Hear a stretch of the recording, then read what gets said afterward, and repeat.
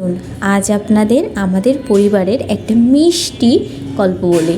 নমস্কার সবাইকে, কেমন আছেন সবাই? আমার নতুন একটি ব্লগে সবাইকে স্বাগত জানাই। তো আমরা চলে এসেছিলাম দাদার আশীর্বাদ উপলক্ষে যশোরে। তো যশোরে আশীর্বাদ কমপ্লিট হয়ে গেলে আমরা বের হয়ে গিয়েছিলাম বরাবরের মতো ঘুরতে। এই ঘোরাটা ট্রিট দিয়েছিল আমাদের বড় জামাইবাবু। তো এই যে আমি বড় জামাইবাবুকে দেখিয়ে নিচ্ছি, এই হচ্ছে আমাদের বড় জামাইবাবু। তো ইনি আমাদের ঘোরার জন্য নিয়ে গিয়েছিল যশোর পৌর পার্কে, আর আমরা রাতে রাতে বের হয়ে গিয়েছিলাম যশোর পৌর পার্কে যাওয়ার উদ্দেশ্যে। অটোতে উঠে এখানে একটু তর্কাতর্কি বেঁধে গিয়েছিল। রিয়াদি বলতেছিল অনিদা টাকা দিবে, আর অনিদা বলতেছিল আমি তো মানি ব্যাগই আনিনি। আসলে সে কার্ডে কাজ করে তো, তাই মানি ব্যাগ সে আনে না। তো আমরা তর্কাতর্কি করতে করতে চলে এসেছিলাম যশোর পৌর পার্কে। যশোর পৌর পার্কে যেহেতু রাতে এসেছিলাম, তো এই জন্যে একটু ভিডিওগুলো সব অন্ধকার অন্ধকার। তো আমরা সবাই মিলে চলে এসেছিলাম, এই যে সবাইকে দেখিয়েও নিলাম। আর এখানে দাদা বারবার বলতেছিল দেখো সাবধানে কইরো, পিছনে পড়ে যেও না, থেকে যেও না, ব্লগার যেহেতু তো ভিডিও তো করতেই হবে, তাই না? আসলে এরা অনেক আমাকে সাপোর্ট করে ব্লগ করতে। তো এই যে আমরা পৌর পার্কের ভিতর ঢুকে গিয়েছিলাম। যশোর পৌর পার্কটা কিন্তু খুবই সুন্দর আর অনেক বড়। আমরা পুরো পৌর পার্ক হাঁটতেছিলাম, আর আমাদের বড় জামাইবাবু অনেক বেশি স্বাস্থ্য সচেতন। তো আমাদের বলছিল যে দুপুরে যা যা খেয়েছো সব হজম করতে হবে, হাঁটো, তারপরে খাওয়া দাওয়া করে বাড়ি যাব।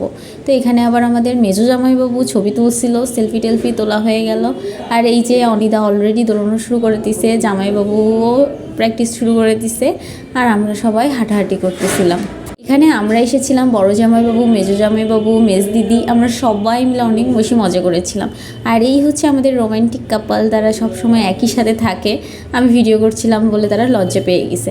তারপর অনেক হাঁটাহাঁটি করার পরে আমরা আবারও বাইরে রওনা দিলাম খাওয়া দাওয়ার উদ্দেশ্যে, কিছু তো খেতে হবে না। তো এই যে আমরা আবার হাঁটাহাঁটি করছিলাম, যে দেখছিলাম কোথায় খেতে পাওয়া যায় সুন্দর সুন্দর জিনিস।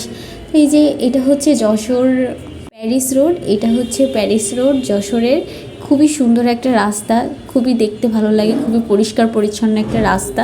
তো আমরা এখান থেকেই হেঁটে যাচ্ছিলাম, ভাবলাম আপনাদেরও দেখিয়ে নিই। তো এই যে দেখাচ্ছিলাম কত সুন্দর না রাস্তাটা, বলুন। লাইটিংগুলোও খুব সুন্দর ছিল। তো এই যে আমরা অনেক হাঁটাহাঁটি করার পরে আবার চলে এসেছিলাম ফুচকা খাওয়ার উদ্দেশ্যে। তো এই যে এই রেস্টুরেন্টে ঢুকে গিয়েছিলাম ফুচকা খেতে। তো এই যে দাদা বারবার পিছন ফিরে দেখতেছিল আমরা আসতেছি কিনা ঠিক মতো করে। তো এই যে চলে আসলাম, আর এখানে দাদা আর দিদি বলতেছিল যে কি মেনু হবে, কিন্তু এই ট্রিটটা দিয়েছিল আমাদের বড় জামাইবাবু। এই যে আমাদের বড় জামাইবাবু, তো আমরা বড় জামাইবাবুকে দেখিয়ে নিলাম। এই যে সবাই মিলে বসে পড়েছে। তো এখানে সবাইকে দেখানোর পর আমাকেও একটু দেখিয়ে নিলাম যে আমিও বসে গিয়েছি রেস্টুরেন্টে খাওয়া দাওয়া করার জন্য। আর এই হচ্ছে আমাদের মিষ্টি সুন্দরী, এই যে কি কিউট, কি যে ফাজিল বলার না। দেখাতে দেখাতে আমাদের ফুচকাও চলে এসেছিল। মামা ভাগ্নি দুজনে মিলে ফুচকা খাচ্ছিল, তো আমি একটু ভিডিও করে নিলাম। দেখলে কেউ বলবে এরা দুজন মামা ভাগ্নি, খুবই কিউট দুইজনেই। তারপর খাওয়া দাওয়া করার পর দেখিয়ে নিলাম। কেমন লাগলো আমার ব্লগটা অবশ্যই জানাবেন, ভালো লাগলে একটা লাইক করে দিবেন। টাটা সবাইকে, দেখা হবে।